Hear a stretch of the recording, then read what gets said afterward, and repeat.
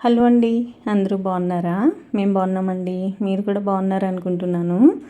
ఇది నేను యాక్చువల్గా దీపావళి అయిపోయిన తర్వాత ర్యాండమ్గా కొన్ని వ్లాగ్స్ షూట్ చేశాను అనమాట.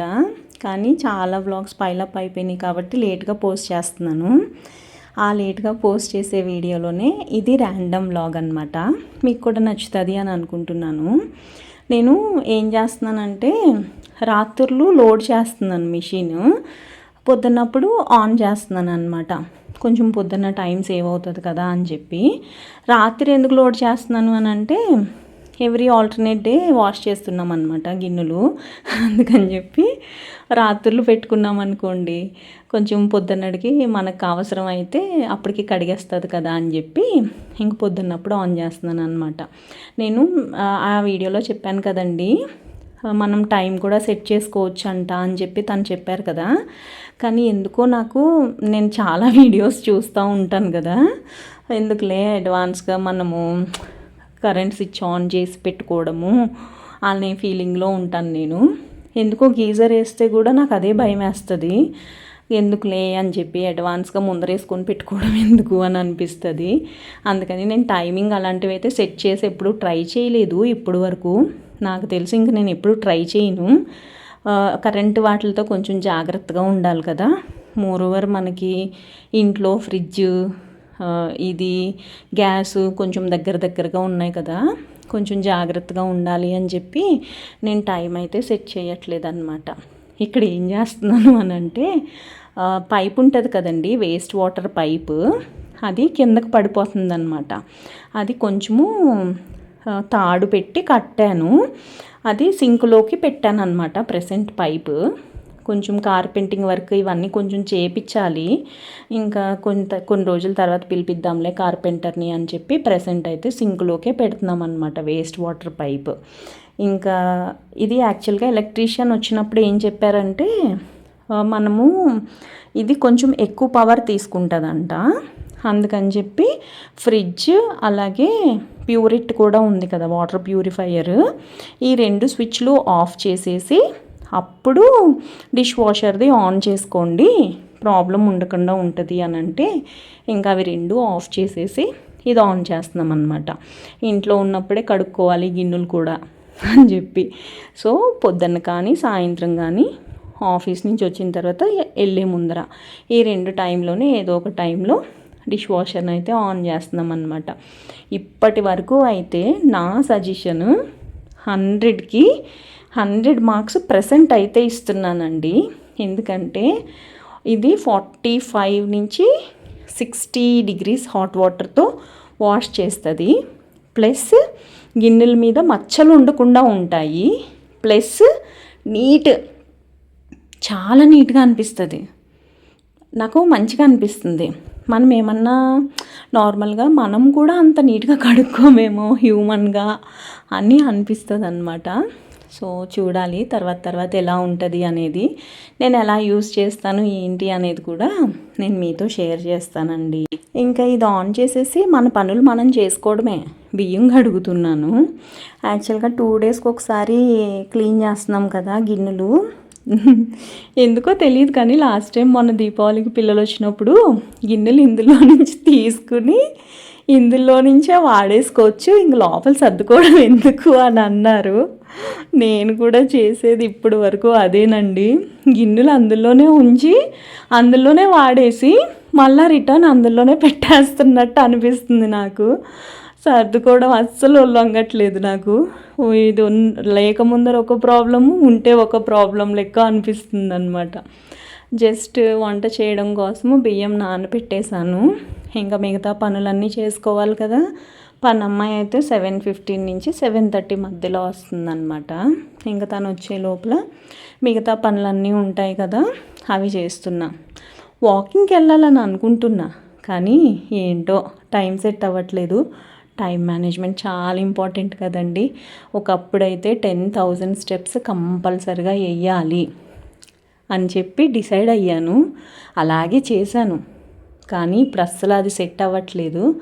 ఆఫీస్లో కూడా కొంచెం టైం పడుతుంది. అప్పట్లో ఏంటంటే నేను రిజైన్ చేసిన మూమెంట్ అది. ఆఫీస్లో అంత పని కూడా ఉండేది కాదు. అదొక రీజన్ ఏమో, నేను సన్నగా అవ్వడానికి కూడా అనుకునేదాన్ని, వాకింగ్ ఎక్కువ చేసేసేదాన్ని కదా, అందుకని. ఇంకా దుప్పట్లు అయితే వేసేస్తున్నాను.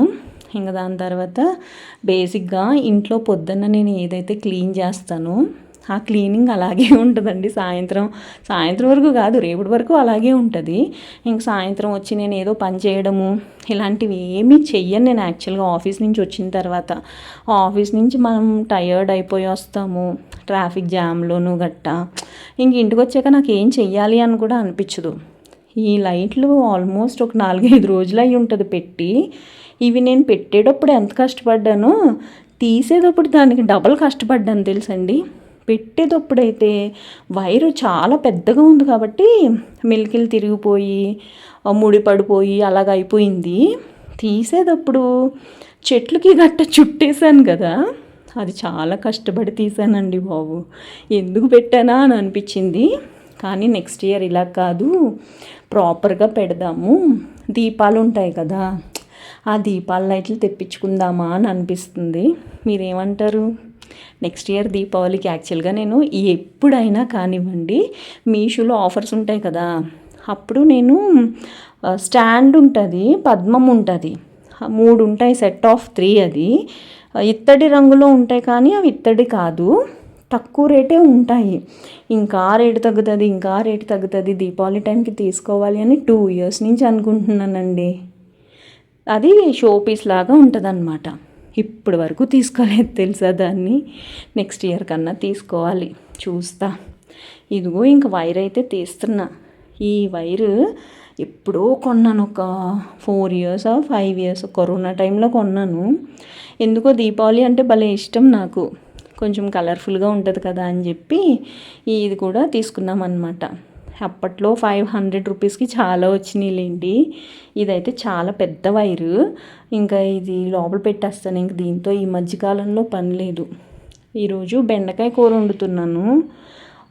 యాక్చువల్గా మా చిన్న పొయ్యి ఎలగదనమాట, మీ అందరికీ తెలిసే ఉంటుంది. చిన్న పొయ్యి ఎలక్క సంవత్సరం అయ్యి ఉంటుంది. ఎన్ని ఖర్చు పెడుతున్నానో కానీ ఈ చిన్న గ్యాస్ పొయ్యిని మట్టుకి రిపేర్ చేయించట్లే. నాకేంటంటే, మనం సిలిండర్స్ అవన్నీ హెచ్పి వాళ్ళ దగ్గర తీసుకుంటాం కదా, ఎవరిని పిలవకూడదు బయట వాళ్ళని, ఓన్లీ హెచ్పి వాళ్ళనే పిలవాలి అనే ఫీలింగ్ ఉంటుంది అనమాట. నాకు అదేంటో తెలీదు. సర్వీసింగ్ కూడా అండి, మన కార్ కానీ బైక్ కానీ 2 వీలర్ ఏదైనా కానీ ఆ పర్టికులర్ బ్రాండ్ ఉంటుంది కదా, మేక్, వాళ్ళ దగ్గరికి వెళ్ళే మనం సర్వీస్ చేయించుకోవాలి, అప్పుడే పర్ఫెక్ట్ ఉంటుందనే ఒపీనియన్లో ఉంటాను నేను ఎప్పుడు కూడా. అందుకో కొంత పక్కన వాళ్ళని ఎవరిని పిలవలేదు వేరే వాళ్ళని ఇది రిపేర్ చేయడానికి. నాకు దగ్గరేమో సిలిండర్ వాళ్ళని అడిగితే ఇస్తారు, కానీ ఒకసారి ఇచ్చారు, అలాగే వచ్చి రిపేర్ అయ్యింది.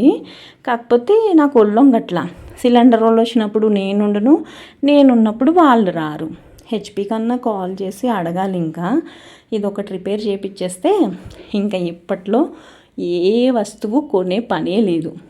లాస్ట్ టైం కూడా నేను ఒక జూన్లో అనుకుంటా ఒక వీడియో పోస్ట్ చేశా, 1,00,000 రూపాయలు అయ్యింది ఈ నెల అని చెప్పి. అప్పుడే అంత అయితే ఇప్పుడు ఇంకెంత అయ్యి ఉంటుంది అనుకుంటున్నారు? Any guesses? మీరు ఎవరైనా గెస్ చేస్తే తప్పకుండా నాకు కమెంట్స్లో చెప్పండి. అది కరెక్టా కాదా అనేది నేను ఆ పర్టికులర్ కమెంట్కి రిప్లై ఇస్తాను. అసలు డిష్ వాషర్ ఎంత పడింది అనుకుంటున్నారు మీరు?